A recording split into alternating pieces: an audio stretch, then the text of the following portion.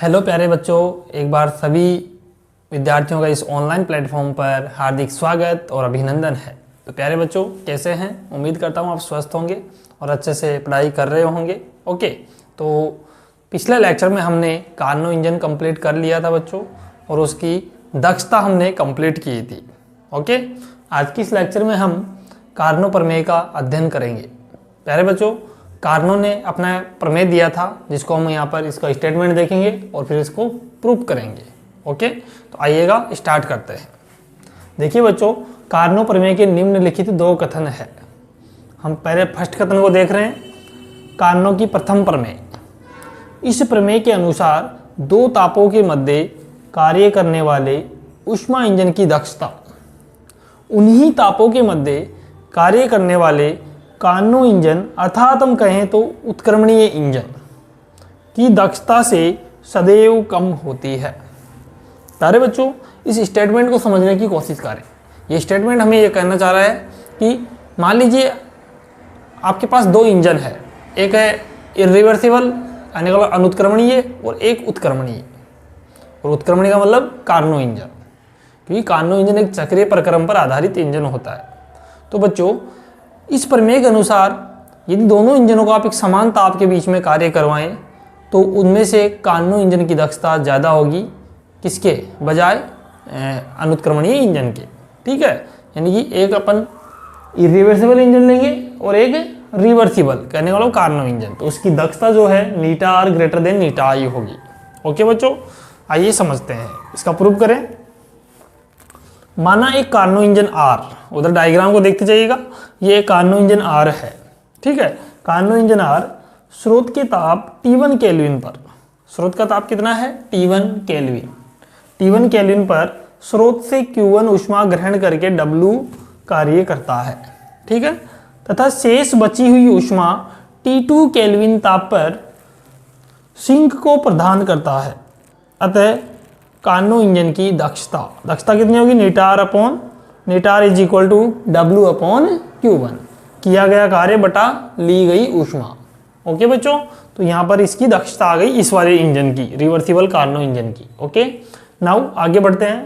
तथा ऊष्मा इंजन आई स्रोत के ताप T1 केल्विन पर स्रोत से Q1 प्राइम ऊष्मा लेकर W कार्य करता है तथा शेष बची हुई ऊष्मा T2 केल्विन ताप पर सिंक को प्रदान करता है। तथा अतः दक्षता कितनी हो जाएगी? Eta is equal to W upon Q1 prime. Okay बच्चों, तो यहाँ पर देख रहे हो इरिवर्सिबल इंजन की दक्षता जो है डब्ल्यू अपॉन Q1 प्राइम हो जाएगी। ठीक है बच्चों, तो एक बार आप यहाँ तक लिखिए, फिर अपन आगे बढ़ते हैं, फिर इसका अपन मैथमेटिकल प्रूफ करते हैं। यहाँ तक राइट डाउन करें एक बार आप।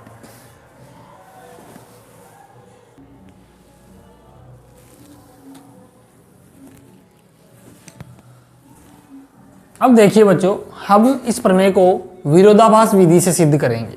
ठीक है प्यारे बच्चों, आपने छोटी क्लासों के अंदर 10th क्लास के अंदर आपने क्वेश्चन किया होगा कि सिद्ध कीजिए कि √2 एक परिमेय संख्या है, सॉरी अपरिमेय संख्या है। तो आप वहाँ पर क्या करते थे? उसका उल्टा मान के चलते थे कि माना कि √2 क्या है? एक परिमेय संख्या है, ऐसा मानते थे।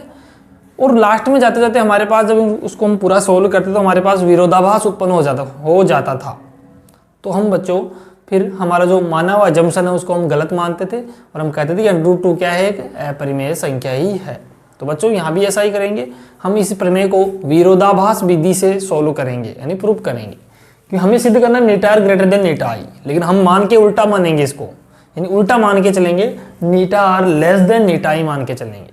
ठीक है बच्चों, तो हम ये अजम्पशन लेके चल रहे हैं कि eta R less than eta आई है। ओके, तो देखिए बच्चों, माना नीटा आर लेस देन नीटा आई। ठीक है, या फिर आप ऐसे भी कह सकते हैं नीटा आई ग्रेटर देन है नीटा आर से।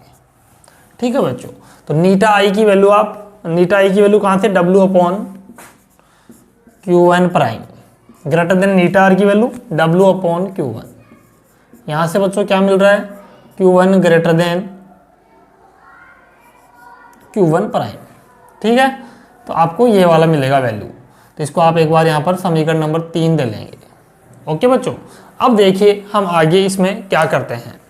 ठीक है, अब देखिएगा बच्चों, हम उस इंजन को उस इंजन से कनेक्ट करते हैं।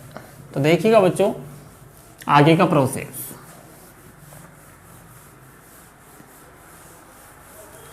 अब बच्चों हम एक डायग्राम और बना रहे हैं यहाँ पर। ये आपके पास स्रोत है, टेम्परेचर T1 केल्विन पे वर्क कर रहा है। ये टेम्परेचर T1 केल्विन है इसका, और इंजन किस पे वर्क कर रहा है, T1 केल्विन पे। और ये T2 केल्विन जो कि सिंक का टेम्परेचर है बच्चों।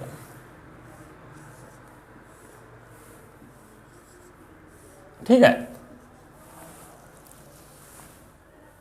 अब बच्चों ये रिवर्सिबल है और ये इरिवर्सिबल इंजन है। ठीक है। तो बच्चों अब हम क्या करेंगे, इस वाले इंजन को, रिवर्सिबल इंजन को हम विपरीत दिशा में कार्य करवाएंगे। बिकॉज बच्चों रिवर्सिबल इंजन अर्थात कार्नो इंजन विपरीत प्रक्रम में भी कार्य कर सकता है, क्योंकि रिवर्सिबल का मतलब ही क्या है कि दोनों दिशाओं में क्या करे, कार्य करे। ठीक है बच्चों। तो इस बार ये वाला इंजन क्या करेगा, सिंक से क्या लेगा, हीट लेगा और सोर्स को देगा, स्रोत को दे देगा यहाँ पर। ठीक है। और बच्चों अब जब हम इसको विपरीत दिशा में कार्य करवाएंगे तो अब ये ऊष्मा निम्न ताप से कहाँ लेगा, उच्च ताप में। तो बच्चों ऐसा संभव नहीं है कि वो निम्न ताप से उच्च ताप पर ऊष्मा ले ले। कब तक संभव नहीं है बच्चों, जब तक कि हम उसके ऊपर कोई वर्क ना करवाए, उसके एक्सटर्नल वर्क ना करे उसके लिए। जैसे कि रेफ्रिजरेटर जो है, रेफ्रिजरेटर में क्या होता है, निम्न ताप से उच्च ताप की तरफ ऊष्मा जाती है। ठीक है बच्चों। तो उसके लिए हमें एक्सटर्नल वर्क करना पड़ता है, हम इलेक्ट्रिक सप्लाई उसको देते हैं, ताकि उसका जो पीछे लगा हुआ कंप्रेशर है वो हीट को क्या करता है, लो टेम्परेचर से हाई टेम्परेचर की तरफ भेजता है बच्चों। तो इस इंजन के लिए अब ये इंजन नहीं रहा, अब ये क्या बन गया, रेफ्रिजरेटर बन गया बच्चों, क्योंकि ये विपरीत दिशा में कार्य कर रहा है। तो बच्चों इसके लिए वर्क चाहिए हमें, और वो वर्क कहाँ से लाएंगे, ये वाला इंजन वर्क करेगा कि नहीं बताओ। तो इसका वर्क इसके काम में लेंगे, यानी ये इंजन इसको चलाएगा। तो इसको चलाएगा, इसके लिए हम एक कुचालक बेल्ट की सहायता से इनको जोड़ेंगे दोनों को। अब ये वाला इंजन का जो डब्ल्यू कार है वो इसके काम आएगा, इस वाले इंजन के। ओके। तो ये आपको थोड़ा सा ध्यान रखना है बच्चों, यानी कि हम इसको कोई बाह्य कार्य नहीं देंगे वैसे, बस इसका जो इस इंजन का कार्य है वो इसके काम आएगा, इस रेफ्रिजरेटर को चलाएगा वो।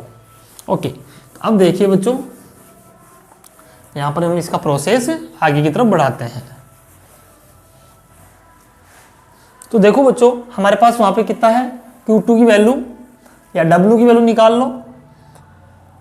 Q2 बराबर है Q1 माइनस W, यही है।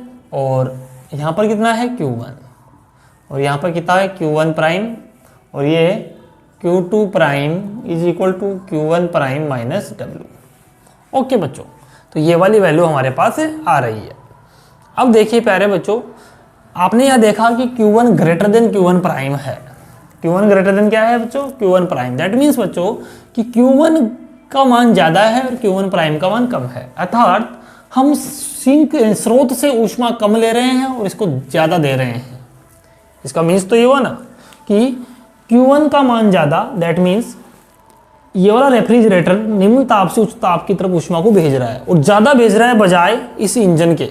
तो बच्चों एक समय ऐसा आएगा कि ये सोर्स ज़्यादा गर्म होता जाएगा, क्योंकि इसमें हीट ज़्यादा जाती जा रही है, जबकि ले कम रहे हैं हम इससे। ठीक है ना।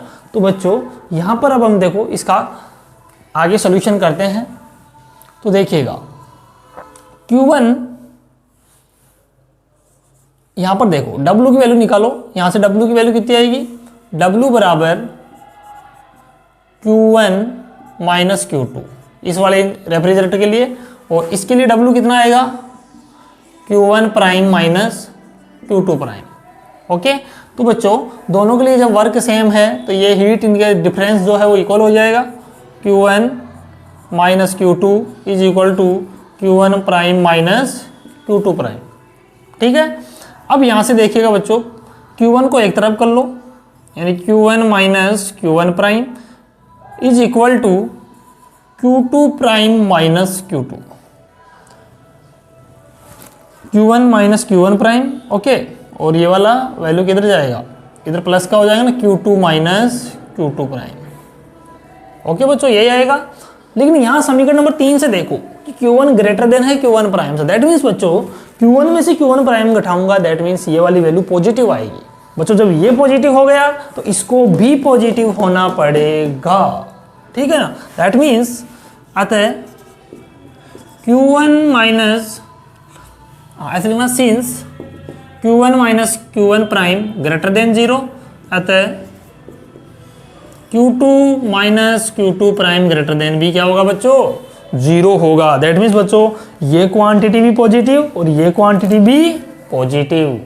तो बच्चों ऐसा संभव है क्या कि यहाँ भी ये भी, यानी कि Q2 और Q2 प्राइम का डिफरेंस भी पॉजिटिव आ रहा है और इसका भी डिफरेंस पॉजिटिव आ रहा है, ठीक है। अब यहाँ नेट देखे तो क्या हो रहा है, कुल परिवर्तन देखे तो क्या हो रहा है हीट का, ये देखिएगा बच्चों, समझिएगा इस बात को कि Q2 माइनस Q2 प्राइम का मतलब क्या है, Q2 माइनस Q2 प्राइम कि बच्चों यहाँ से आप ले ज़्यादा रहे हैं और दे कम रहे हैं, इसको हीट इसको कम दी जा रही है जबकि ली ज़्यादा जा रही है इससे, और यहाँ पे क्या हो रहा है, ज़्यादा दी जा रही है और कम में ली जा रही है। तो सही बात है बच्चों, कुल मिला के एक्चुअल बात ये हुई कि सिंक से स्रोत की तरफ हीट को भेजा जा रहा है।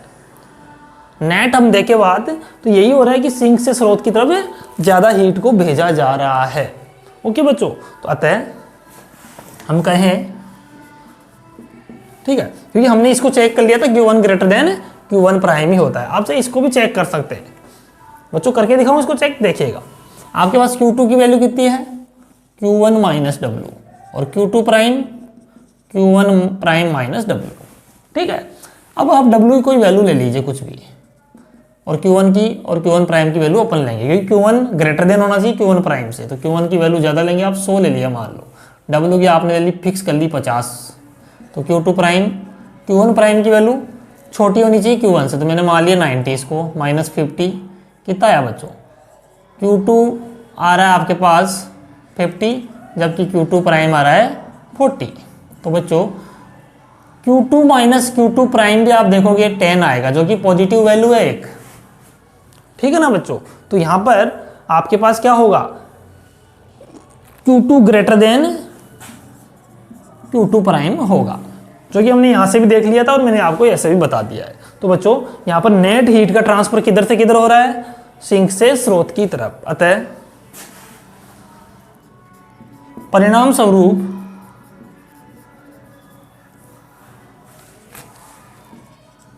नेट ऊष्मा का स्थानांतरण,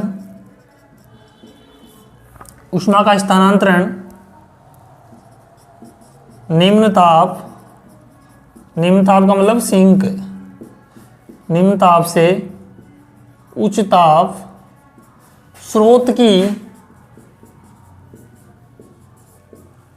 सिंक से स्रोत की ओर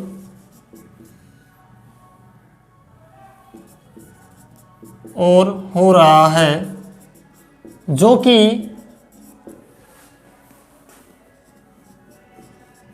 ऊष्मागतिकी के, यानी केल्विन का जो कथन है ऊष्मागतिकी के द्वितीय नियम के विरुद्ध है, द्वितीय नियम के विरुद्ध है। ऐसा नहीं होना चाहिए बच्चों, क्योंकि हम इसको कोई एक्सटर्नल वर्क थोड़ी दे रहे थे बाहर से, इसने हीट कैसे ले गए यहाँ से यहाँ तक, क्योंकि बच्चों यहाँ पर क्या हो रहा है, हीट का एक्सचेंज, यानी हीट यहाँ से यहाँ जा रही है, क्योंकि इंटरनल वर्क हो रहा है W, वो इसके काम आ रहा है, जबकि हम बाह्य कार्य नहीं दे रहे हैं इसको। जबकि ऊष्मागतिकी का द्वितीय नियम यह कहता है कि आप हीट को उच्च ताप से निम्न ताप की तरफ तो ले जा सकते हैं naturally, but low temperature to high temperature की तरफ आप बिना एक्सटर्नल वर्क के नहीं ले जा सकते हीट को बच्चों, ठीक है। इसलिए यहाँ पर इसका विरोधाभास होता है कि हीट यहाँ से यहाँ कैसे गई विदाउट एक्सटर्नल वर्क के। तो बच्चों ऊष्मागतिकी द्वितीय नियम के विरुद्ध है।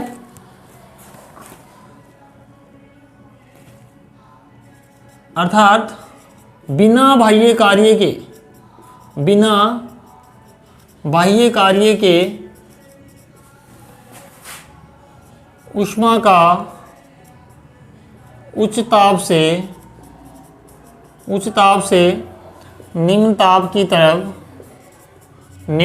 की तरफ स्थानांतरण संभव नहीं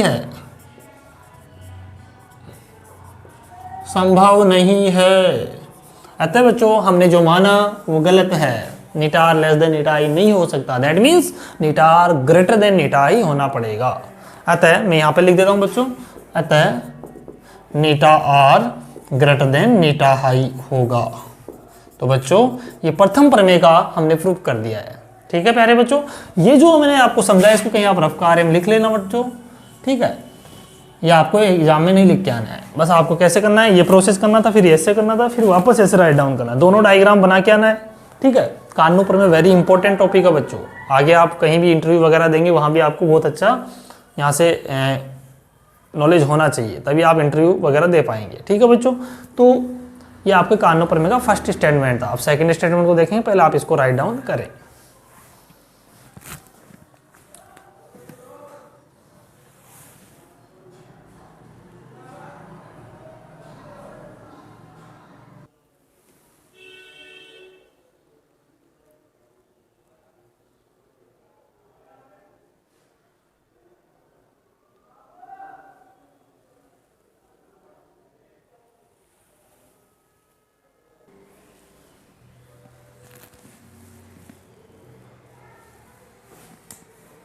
देखिए प्यारे बच्चों, अब हम कानूनों का द्वितीय प्रमेय पढ़ेंगे। प्यारे बच्चों, कानूनों का द्वितीय प्रमेय कोई अलग चीज़ नहीं है, ये फर्स्ट प्रमेय का ये कोरिलेरी फॉर्म है, यानी कह सकते हैं ये उसी से जनरेट हुआ है ना बच्चों। देखिए तो इसका आपकी जो फर्स्ट प्रमेय वही ज़्यादा इंपॉर्टेंट है, बट आपसे जब एग्जाम पूछा जाएगा तो आप दोनों प्रमेय के स्टेटमेंट लिखेंगे और दोनों का प्रूफ करेंगे। ठीक है, आइएगा पढ़िएगा इसको। सबसे पहले देखो कानूनों का द्वितीय प्रमेय, इसका जो स्टेटमेंट है बच्चों ये आपको लिख के आना है। एग्जाम में आपसे क्वेश्चन यह भी पूछा जा सकता है कि कानून प्रमेय के कथन लिखिए। जो छोटे क्वेश्चन आते हैं ना आपके शॉर्ट क्वेश्चन है ना, तो वहां पर आपसे पूछ सकते हैं कानूनों के दोनों कथन लिखिए। वहां पर आपको फिर प्रूफ नहीं करना पड़ेगा ना, ओनली कथन लिखना होगा।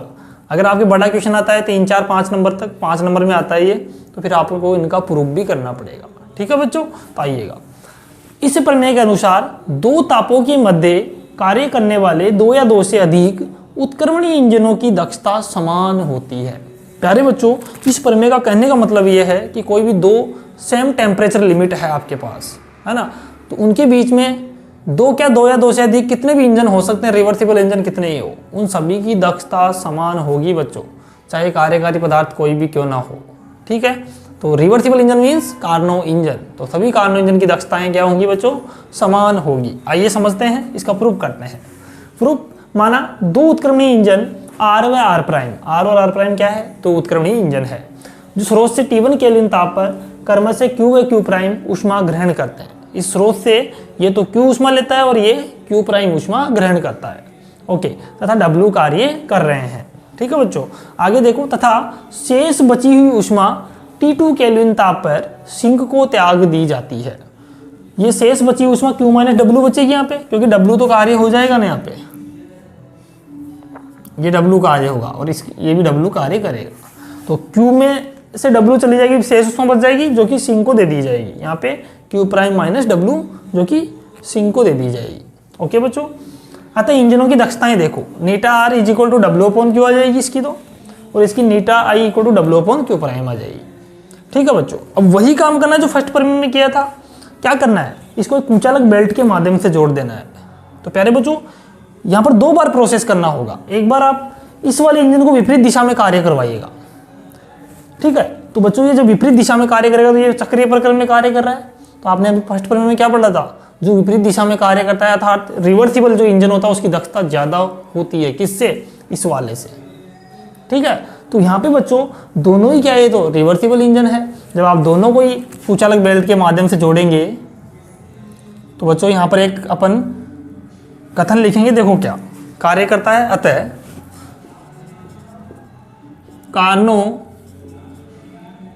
कानों की प्रथम प्रमेय से,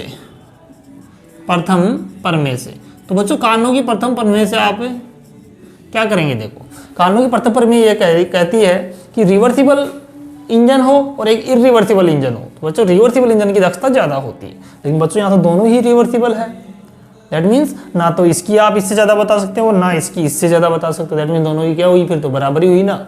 ठीक है, जैसे कि मैं कहूँ कि x not greater then y, ठीक है, और x not less then y, ऐसा मैंने लिख दिया बच्चों। इसका मीन्स क्या समझते हैं आप? इट मीन्स एक्स बराबर क्या होना पड़ेगा? वाई होना ही पड़ेगा। तो यहाँ पर भी ऐसा ही कहेंगे बच्चों कि eta R greater than not greater than eta I, sorry eta R prime, है ना, इस वाले इंजन की। समीकरण नंबर 1 दे दो इसको, जैसे 1 ऊपर दे दिया, 2 भी दे दिया, 3 दे दो इसको। तथा बच्चों एक बार के लिए क्या लिखोगे आप? Eta R less than not less than Neeta R prime, ठीक है ना। तो बच्चों आपने देखा ना तो नीटा आर इससे नीटा आर प्राइम से बड़ा है और ना ही नीटा आर प्राइम से छोटा है। दैट मीन्स बच्चों दोनों को आपस में क्या होना पड़ेगा? इक्वल ही होना पड़ेगा, क्योंकि प्रथम प्रमेय कहती है ऐसा, इसलिए हमने लिखा है। अतः समीकरण 3 व 4 से, 3 और 4 से तुम क्या लिखोगे? तो बच्चों यहां पे लिख रहा हूं नीटा आर बराबर नीटा आर प्राइम। तो बच्चों दोनों कार्नो इंजनों या दोनों रिवर्सिबल इंजनों की दक्षताएं क्या होंगी? समान होगी प्यारे बच्चों।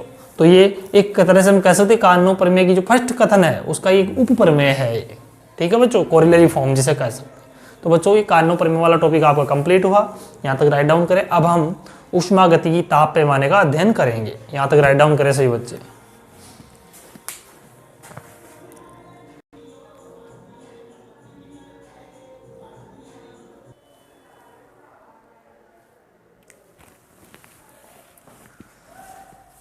प्यारे बच्चों अब हम ऊष्मागतिकी ताप पैमाने का अध्ययन करते हैं। आइएगा देखिएगा, ऊष्मागतिकी ताप पैमाना प्यारे बच्चों वेरी इंपॉर्टेंट टॉपिक है, यहाँ से बड़ा क्वेश्चन बन सकता है आपके। ओके, तो देखिएगा सभी तापमापियों में ताप का मान पदार्थ के गुणों पर निर्भर करता है। ओके बच्चों, देखिएगा जैसे पारद तापमापी में पारे के रेखीय प्रसार पर। प्यारे बच्चों जो पारद तापमापी जो होता है, जो मरकरी का जो तापमापी आता है, उसके अंदर जो तापमान का मान है वो उसके रेखीय प्रसार पर डिपेंड करता है कि उस तापमापी में उस मरकरी का कितना रेखीय प्रसार हो रहा है, उस पर कौन डिपेंड करेगा? उसका टेम्परेचर, ठीक है। इसी प्रकार गैस तापमापी में गैस के आयतन पर तथा प्रतिरोध तापमापी में पदार्थ के प्रतिरोध पर निर्भर करता है। दैट मीन्स बच्चों इन तीनों लाइनों का कहने का मतलब यही है कि कोई भी तापमापी आपके पास हो, उसका टेम्परेचर जो है उसके पदार्थ के गुणों पर डिपेंड करता है। बट बच्चों यहाँ पर इस ऊष्मागतिकी भौतिकी के अंदर केल्विन नामक वैज्ञानिक ने एक ऐसे तापमापी की कल्पना की जो कि कार्यकारी पदार्थ अर्थात पदार्थ के गुणों पर डिपेंड नहीं करता। प्यारे बच्चों वो जो तापमापी है वो प्रारंभिक और अंतिम टेम्परेचर पर ही क्या करता है? डिपेंड करता है। उसे हम ऊष्मागतिकी ताप पैमाना कहते हैं। ओके बच्चों, तो आइएगा इसको एक बार पढ़ लेते हैं। अतः ऊष्मागतिकी में केल्विन नामक वैज्ञानिक ने एक ताप पैमाने की कल्पना की। यह ताप पैमाना ऊष्मागतिकी ताप पैमाना कहलाता है। इस ताप पैमाने की निम्नलिखित विशेषताएं होती है। पहली विशेषता है बच्चों, ये ताप पैमाना कार्नो सिद्धांत पर कार्य करेगा। सबसे पहली बात यह है बच्चों कि ये जो ताप पैमाना है वो कार्नो का जो सिद्धांत है, जो कार्नो इंजन जिस सिद्धांत पे वर्क करता है उस पर ही ये कार्य करेगा। अर्थात बच्चों आपको पता है कार्नो इंजन की दक्षता है वो टेम्परेचर पे ही डिपेंड करती है ओनली फॉर, वो कार्यकारी पदार्थ पे डिपेंड नहीं करती है बच्चों। आगे देखिए, ये ताप पैमाना कार्यकारी पदार्थ पर निर्भर नहीं करता, जो कि मैंने आपको बता दिया है। यह ताप पैमाना केवल प्रारंभिक व अंतिम ताप पर ही निर्भर करता है। ऊष्मागतिकी ताप पैमाने की दक्षता इस प्रकार होती है बच्चों, eta is equal to 1 minus τ2 upon τ1, ठीक है, τ2 अपॉन τ1 होती है। तो प्यारे बच्चों अब हम इसको सिद्ध करेंगे, इसका मैथमेटिकल एनालिसिस करेंगे कि आखिर कैसे डिपेंड नहीं करती है इसकी जो दक्षता है वो। ओके, आइएगा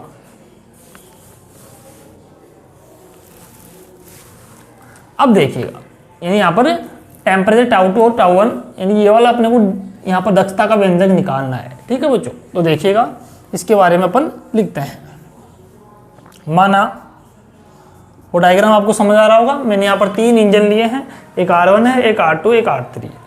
यहाँ पर मैं 2 इंजनों की सहायता से प्रोसेस को गुजार रहा हूँ और वहाँ पर मैंने एक इंजन लगाया है। तो हम देखते हैं क्या फ़र्क आता है इसमें, ठीक है। यानी कि एक तो Q1 से Q3 सीधा जा रहा है, ये पहले Q1 से यहाँ पे बच्चों Q2 ऊष्मा, ध्यान रखना,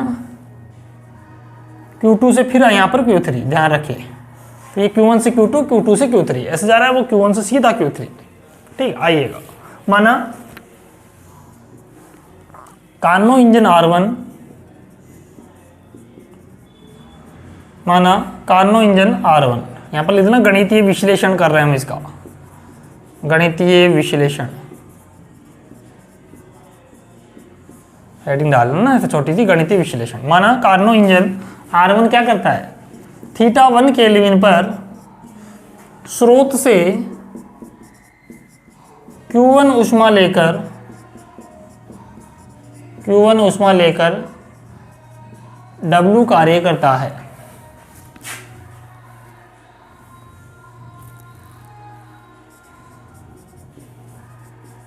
तथा θ2 केल्विन ताप पर Q2 ऊष्मा सिंक को प्रदान करता है या सिंक को निष्कासित करता है।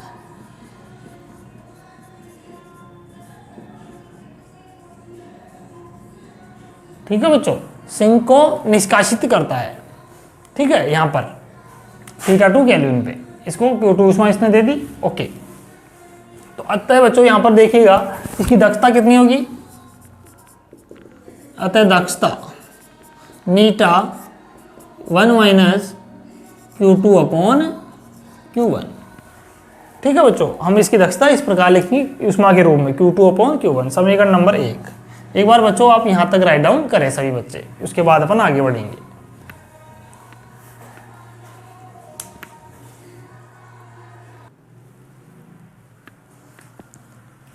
अब देखिए बच्चों, हम इसमें आगे बढ़ते हैं। उम्मीद करता हूं बच्चों आपको हर टॉपिक क्रिस्टल क्लियर समझ में आ रहा होगा। फिर भी अगर कोई चीज़ आपको समझ नहीं आए तो प्यारे बच्चों आप एक कमेंट बॉक्स में हमें आपकी प्रॉब्लम बताएं, हम आपकी प्रॉब्लम को जल्दी ही सॉल्व करेंगे। ठीक है बच्चों,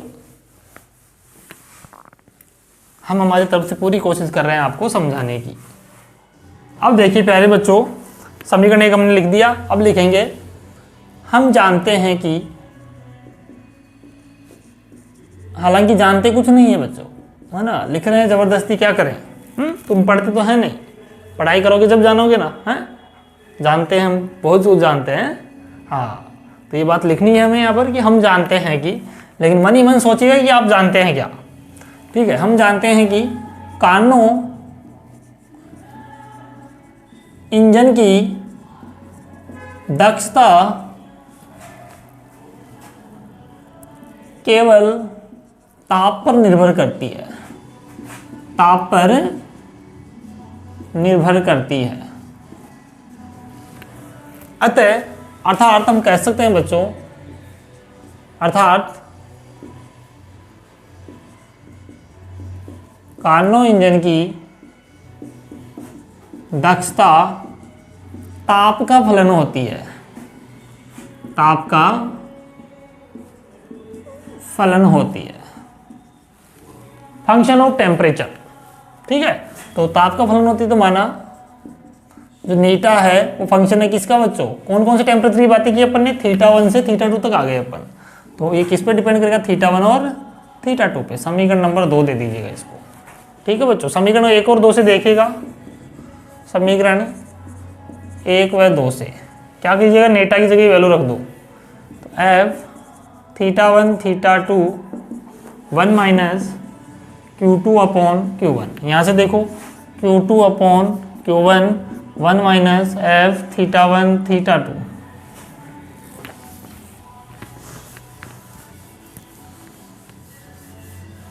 अब देखिए बच्चों, यहाँ पर जो वैल्यू हमारे पास आएगी वो कितनी आएगी, Q1 अपॉन Q2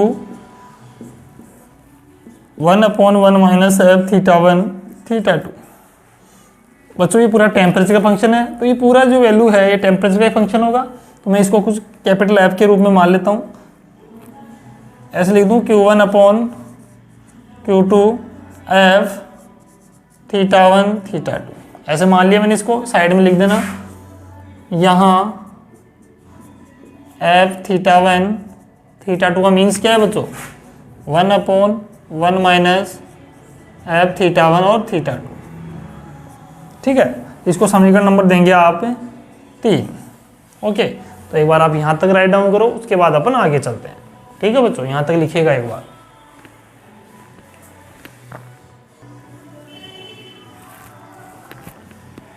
अब देखिए बच्चों, आगे बढ़ते हैं। ठीक है, तो हमने समीकरण 3 तक इसको प्राप्त कर लिया है। अब प्यारे बच्चों, हम अगले इंजन पे चलते हैं। हमने इस इंजन की बात कर ली। R2 इंजन क्या करेगा, यहाँ से हीट लेगा। तो बच्चों अब यहाँ पर ऐसा माने कि यहाँ पर इसको सोर्स मान के चलना है आपको। पहले ये स्रोत था, ये सिंक था, अब इसको स्रोत मानना है, फिर ये सिंक हो गया इसके लिए। ठीक है ऐसे। तो अब क्या करेगा R2 इंजन, स्रोत से θ2 केल्विन टेम्परेचर पे कितनी ऊष्मा लेगा, Q2 ऊष्मा लेगा, तथा θ3 केल्विन टेम्परेचर पे Q3 ऊष्मा किसको दे देगा, सिंक को दे देगा। ठीक है बच्चों, तो ये बात हमारे को यहाँ पर लिखनी है। इंजन ऐसे लिखेंगे, माना engine Carnot engine R3, Carnot engine R2 θ2 kelvin ताप पर Q2 ऊष्मा, θ2 केल्विन ताप पर स्रोत से Q2 ऊष्मा लेता है तथा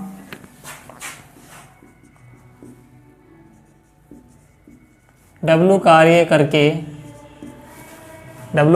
क्या करता है,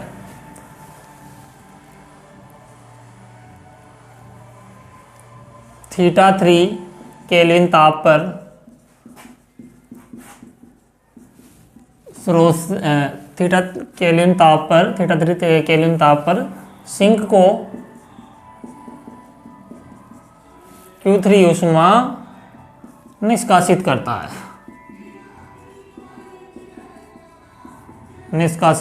है, प्यारे बच्चों। ठीक है, तो सिमिलरली हम इसी प्रकार इतना प्रोसेस दोबारा नहीं करेंगे बच्चों। जैसे आपने देखा था कि पहली बार क्या हुआ था कि θ1 केल्विन पे Q1 ऊष्मा ली थी और Q2 ऊष्मा किसको दी गई, θ2 केल्विन पे इस सिंक को दी गई थी। तो बच्चों आपने क्या लिखा था, Q1 बटा Q2। देखो Q1 बटा Q2 बराबर है θ1 θ2 लिखा है। तो इसके लिए क्या हो जाएगा बताओ, अब की बार Q2 ले रहा है और Q3 दे रहा है, तो कितना आएगा बच्चों, Q2 बाई Q3 और F θ2 θ3, है ना। ऐसे लिखना समीकरण 3 के अनुसार, और ये हो जाएगा समीकरण 4। और यहाँ F θ2 θ3 बताओ कितना हो जाएगा, 1/1 माइनस F θ2 θ3। इसकी प्रकार आप लिख सकते हैं, बार बार इतना डेरिवेशन दोबारा नहीं करना है। ठीक है बच्चों, अब आगे देखते हैं। तो हमारे दोनों इंजनों का काम हुआ। अब बच्चों हम क्या करते हैं, यहाँ पर देखो उस वाला इंजन देखो R3 इंजन को देखिएगा, तो हमारे पास क्या हो रहा है कि Q1 हीट ली जा रही है θ1 केल्विन ताप पर, और Q3 हीट दी जा रही है किसको, सिंक को θ3 केल्विन ताप पर। ठीक है, तो लिख दो, माना R3 कार्नो इंजन द्वारा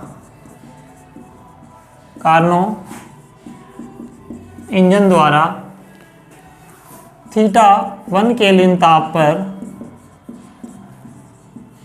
Q1 ऊष्मा ली जाती है तथा कुछ कार्य होगा, और फिर Q3 ऊष्मा सिंक को θ3 केल्विन ताप पर निष्कासित की जाती है,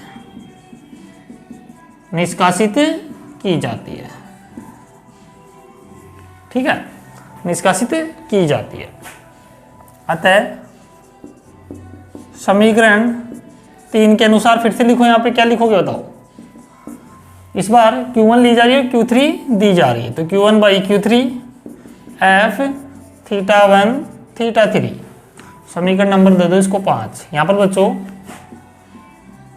F θ1 θ3 क्या है, 1/1 माइनस F θ1 θ3, यही है ना वैल्यू। तो बच्चों हमारे पास ये वाली वैल्यू आ गई। ठीक है, अतः अब देखो बच्चों यहाँ पर आप क्या लिख सकते हैं,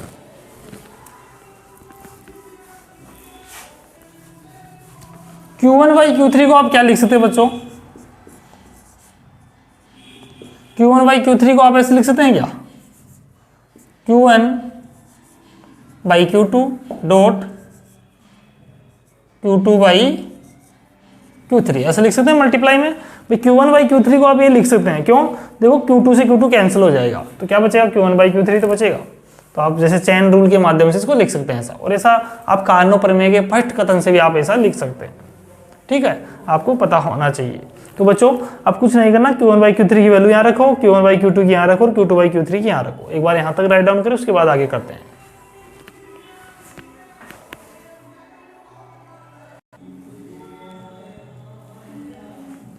अब देखिए बच्चों, आगे बढ़ते हैं हम। इसको समीकरण नंबर आप दे दीजिए 6 नंबर। प्यारे बच्चों, समीकरण 6 में आपको कहाँ से मान रखना है? समीकरण 3, 4 और 5 से। समीकरण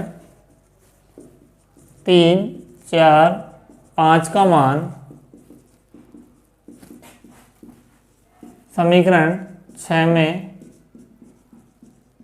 रखने पर, ठीक है, तो रखिए Q1 बाई Q3 की वैल्यू कितनी है? देखो F θ1 θ3 बराबर Q1 बाई Q2 की वैल्यू कितनी होगी? F θ1 θ2 डॉट F इसकी वैल्यू θ2 और θ3, ये वैल्यू आ जाएगी बच्चों। तो आपने क्या देखा यहाँ पर? इसको समीकरण नंबर 7 दे दीजिएगा। समीकरण 7 में देखो बच्चों, जो लेफ्ट हैंड पार्ट है यानी LHS वाला जो पार्ट है, उसमें देखो जो फंक्शन डिपेंड कर रहा है वो θ1 और θ3 पे डिपेंड कर रहा है। जबकि बच्चों RHS वाला पार्ट देखो θ1 पे भी कर रहा है, θ2 पे भी कर रहा है और θ3 पे भी कर रहा है।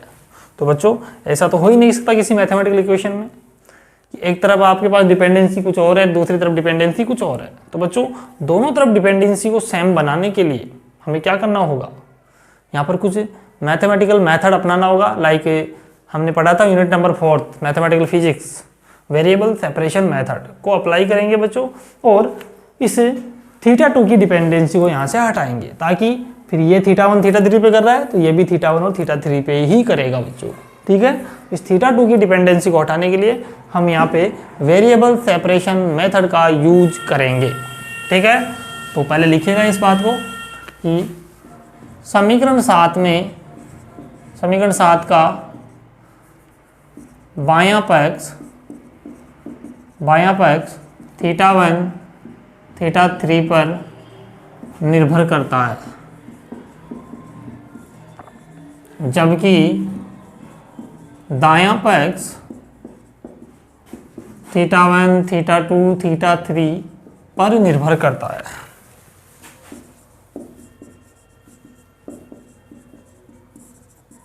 अतः दोनों तरफ समान निर्भरता बनाने के लिए, समान निर्भरता बनाने के लिए अर्थात θ2 की निर्भरता को हटाने के लिए, निर्भरता को हटाने के लिए चर पृथक्करण विधि का उपयोग करते हैं। ठीक है बच्चों, तो देखिएगा चर पृथक्करण विधि हम यहाँ पर अपनाएंगे।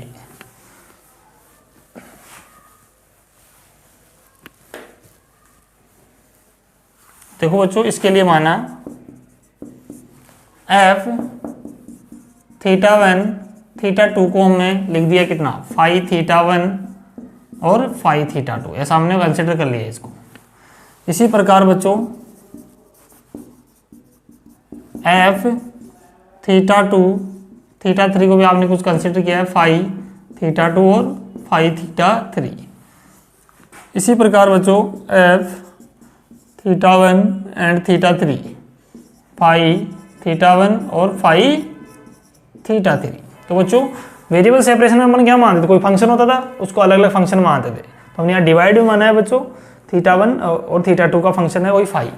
ठीक है, तो हमने ऐसे मान लिया है। इन वैल्यूज को हम समीकरण 7 में रखते हैं। इसको समीकरण नंबर 8 दे दीजिएगा। और कहिएगा समीकरण 8 की वैल्यू समीकरण 7 में पुटअप करने पर। तो लिखेंगे समीकरण 8 का मान समीकरण 7 में रखने पर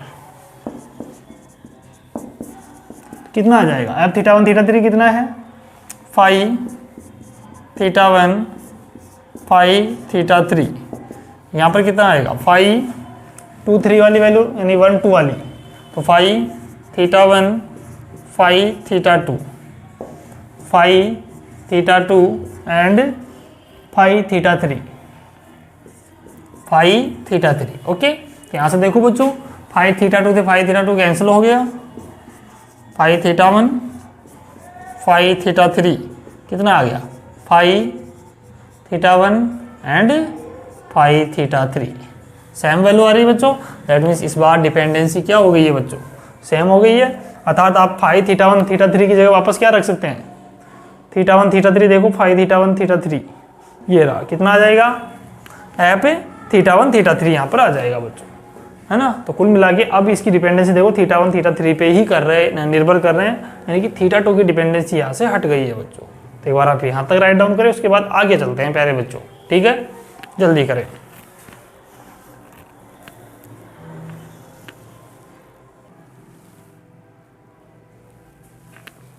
अब प्यारे बच्चों आगे बढ़ते हैं, देखिएगा इसको आप समीकरण नंबर कितना दे दो 9 दे लो, ठीक है। अब यहाँ से देखो बच्चों समीकरण नंबर 1 को फिर से याद कीजिएगा। समीकरण नंबर 1 आपके पास क्या है उसको देखिएगा। तो समीकरण नंबर 1 को याद कीजिएगा। समीकरण 1 से समीकरण 1 क्या है हमारे पास, नीटा बराबर 1 माइनस Q2 अपॉन Q1, तथा हमने अभी अभी रिसेंटली निकाला है Q1 बाई Q2 बराबर होता है बच्चों F θ1 θ2, और इसके इक्वल अभी अभी हमने लिखा था फाइव θ1 और फाइव θ2, ठीक है बच्चों। तो Q1 बाई Q2 अर्थात हम कह सकते हैं कि Q1 बाई Q2 बराबर हो गया 5 θ1 5 θ2, ठीक है। अर्थात हम कह सकते हैं Q2 बाई Q1 बराबर 5 θ2 एंड 5 θ1, ठीक है बच्चों। इस समीकरण में ये वाली वैल्यू पुट कर दीजिएगा। Now eta equal to 1 minus 5 θ2 5 θ1, ठीक है बच्चों। तो बच्चों यहाँ पर नीटा इक्वल टू 1 माइनस इसको τ2 इसको τ1 बोल दीजिएगा आप। नाउ बच्चों इसको मैंने τ2 बोला और इसको τ1 बोला, तो अतः यहाँ पर लिख देना जहाँ τ2 इक्वल टू 5 θ2 है एंड τ1 जो है 5 θ1 है, ठीक है बच्चों, यहाँ पर ऐसे लिख देना। तो बच्चों ये ऊष्मागतिकी ताप पैमाने के लिए दक्षता का व्यंजक हमें प्राप्त होता है, लिख देना इसके नीचे, ये इस ऊष्मागतिकी ताप पैमाने के लिए दक्षता का व्यंजक है, ऐसे लिख देना नीचे लाइन में, ठीक है बच्चों। अब बच्चों एक छोटा सा हेडिंग और है वो भी लिख लीजिएगा। एक बार आप यहां तक राइट डाउन करो ना थोड़ा सा।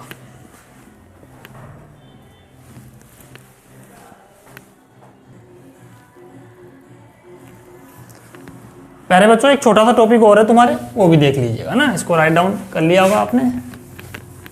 इसी में ये बच्चों है ना, इसी में नोट लगा के लिख लो।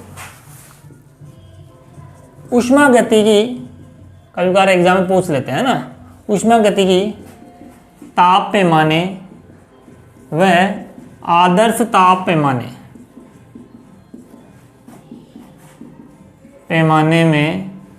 की दक्षता में संबंध है ना, या फिर ऐसे कह सकते हैं ऊष्मागतिकी ताप पैमाने व आदर्श ताप पैमाने में संबंध भी आप बच्चों बता सकते हैं, है ना। आप ऐसे लिख लो ऊष्मागतिकी ताप पैमाने व आदर्श ताप पैमाने में संबंध, ठीक है, ऐसे लिख लीजिएगा। तो प्यारे बच्चों लिखेंगे आदर्श ताप पैमाने की दक्षता कितनी होगी बच्चों, eta equal to 1 minus T2 upon T1, समीकरण नंबर 1। और ऊष्मागतिकी ताप पैमाने की दक्षता ये हो जाएगी बच्चों eta equal to 1 minus τ2 upon τ1। तो यहाँ से रिलेशन हमारे पास बनेगा समीकरण 1 व 2 से, समीकरण 1 व 2 से T2 1 minus T2 by T1 1 minus tau two by tau 1, ठीक है ना, ये वैल्यू तुम्हारे पास आ गई। Now T2 by T1 is equal to tau two by tau 1। तो बच्चों ये इनके टेम्परेचर में एक रिलेशन आया जो कि ये दर्शाता है कि ऊष्मागतिकी और ताप पैमाने में और आदर्श ताप पैमाने में क्या संबंध है। ठीक है बच्चों, तो ये आपका टॉपिक कंप्लीट हुआ। ठीक है, ऊष्मागतिकी ताप पैमाना भी कंप्लीट हुआ बच्चों। ठीक है, तो एक बार आप यहाँ तक राइट डाउन करें।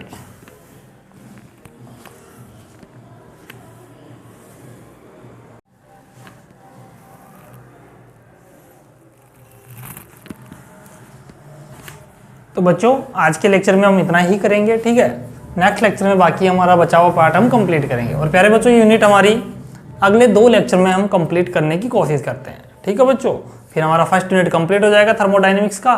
ठीक है, और प्यारे बच्चों मैं ये समझता हूँ कि ये जो सब्जेक्ट आपके लिए बहुत ईजी है, आप आराम से इसमें स्कोरिंग कर सकते हैं। ठीक है बच्चों, इसमें ज़्यादा बड़े बड़े डेरिवेशंस नहीं आएंगे आपके पास, जैसे कि मैथमेटिकल फिजिक्स में आया करते थे। ठीक है बच्चों, तो यहाँ पर आप थोड़ा सा ध्यान रखें कि रोज़ लर्न करें, रोज़ रिवाइज करें बार बार। ठीक है, और ठीक है, तो बच्चों आज की क्लास को हम यहीं एंड करेंगे, बिकॉज आप जैसा कि सुन पा रहे होंगे लेक्चर के अंदर थोड़ा म्यूजिक का साउंड आपके पास आ रहा होगा, जो कि हमारी कोचिंग के आसपास में मकर संक्रांति के अवसर पे म्यूजिक बजाया जा रहा है, इस वजह से क्लासेज नहीं हो पा रही है आपकी। ठीक है, तो कल का भी आपका अवकाश रहेगा मकर संक्रांति का। ठीक है बच्चों, आराम से एंजॉय कीजिएगा और साथ साथ में पढ़ाई भी करते रहिएगा। ठीक है प्यारे बच्चों, तो कल का आपका अवकाश रहेगा। ठीक है, नेक्स्ट हम अगली क्लास मकर संक्रांति के अगले दिन से लेंगे। ठीक है बच्चों, तो उम्मीद करता हूँ आप अच्छे से लेक्चर्स को देख रहे होंगे और समझ रहे होंगे चीज़ों को और फिजिक्स को एंजॉय कर रहे होंगे। ठीक है प्यारे बच्चों, तो thank you all of you. ठीक है, bye bye, take care, love you all. और प्यारे बच्चों इन वीडियो लेक्चर्स को आप ज़्यादा से ज़्यादा शेयर करें ताकि सभी बच्चों को इसका लाभ मिल सके। Okay, thank you.